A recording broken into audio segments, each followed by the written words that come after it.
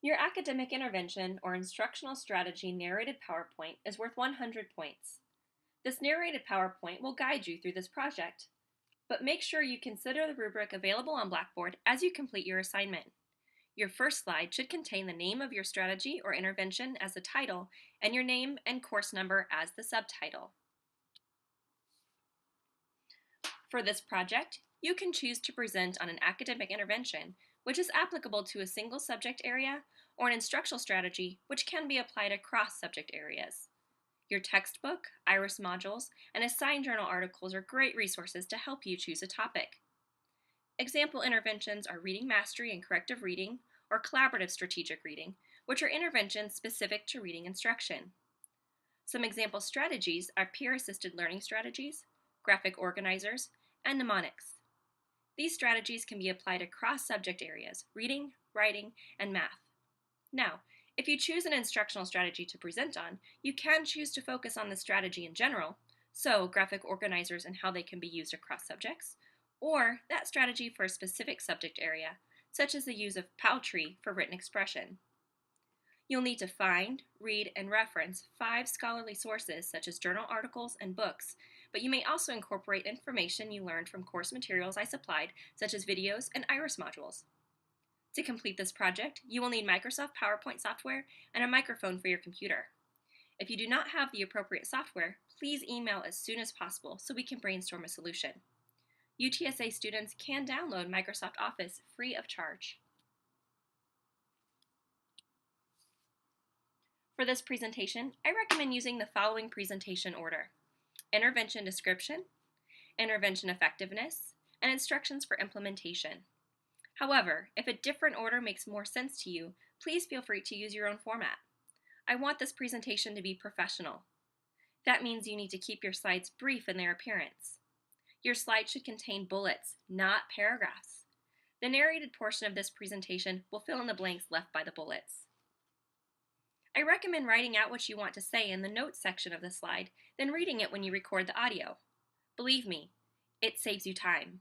If you do this, you are less likely to mess up what you are saying, so can typically get the audio recorded for your slides on the first try.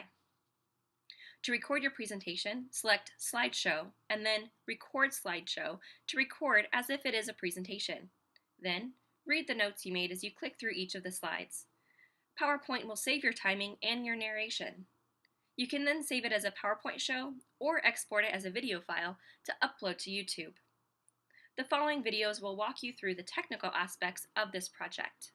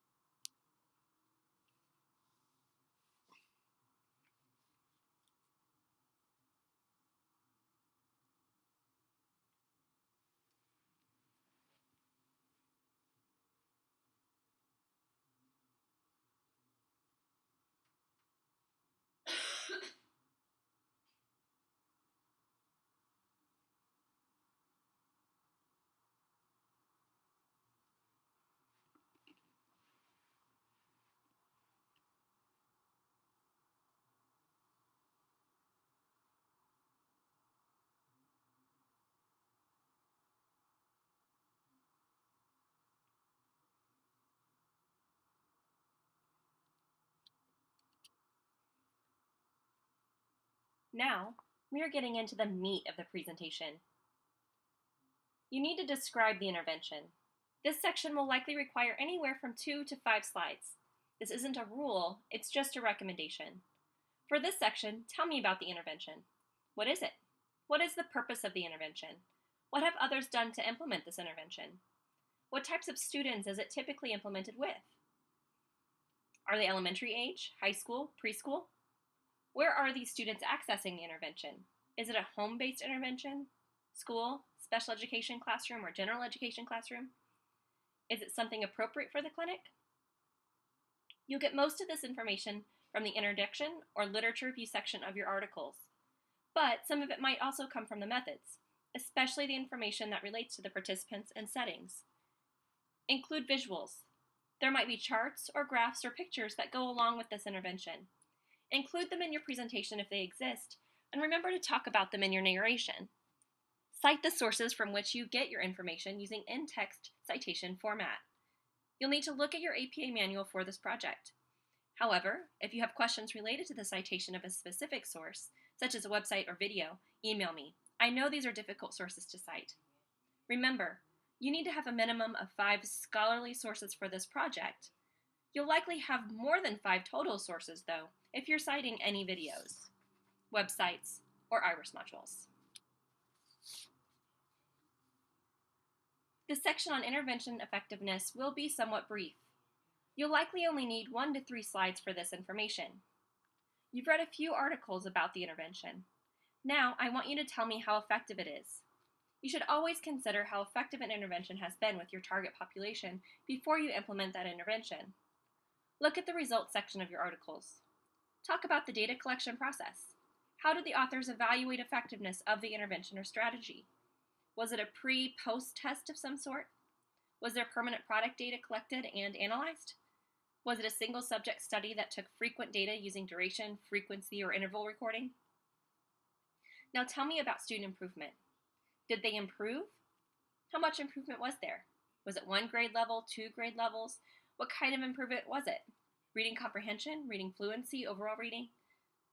Finally, what evidence of improvement was there? Create or include tables or graphs to present the evidence for that intervention.